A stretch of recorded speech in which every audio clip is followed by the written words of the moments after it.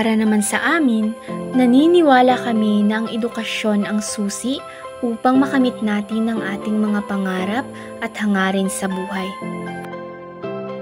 Sabi nila, tanging edukasyon lang ang maipapamana ng ating mga magulang sa atin, kaya ituring natin itong kayamanan na hindi kailanman matutumbasan ng kahit anong halaga.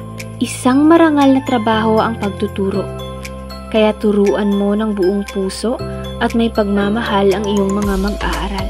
Responsibilidad mo na turuan hindi lamang ng mga karunungan na nakukuha galing sa mga aklat, kundi mga karunungan na galing sa sariling karanasan na siyang tatatak sa kanilang pag-iisip. Tungkulin natin bilang guro na turuan sila ng magandang pag-uugali at magandang asal para sa pag-unlad ng kanilang pagkatao, gayon din pagdating sa akademiko. Ang pagtuturo sa loob ng paaralan ng ligtas para sa lahat ay isang daan upang matamo ang bisyon at misyon ng paaralan tungo sa epektibong pagkatuto at pagtuturo sa lahat ng mga mag-aaral.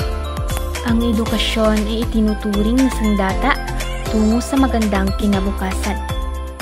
Bawat mag-aaral ay may karapatan na pumasok sa paaralan kahit ano paman ang katayuan o estado sa buhay. Karapatan mo bilang isang individual na pumasok sa paaralan at magkaroon ng kalidad na edukasyon.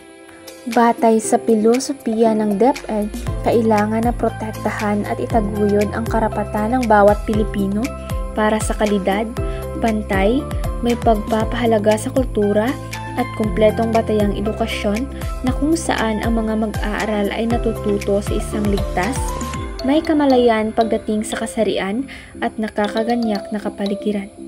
Ang guro ang nagsisilbing instrumento sa loob ng paaralan upang alagaan at hubugin ang mga mag-aaral.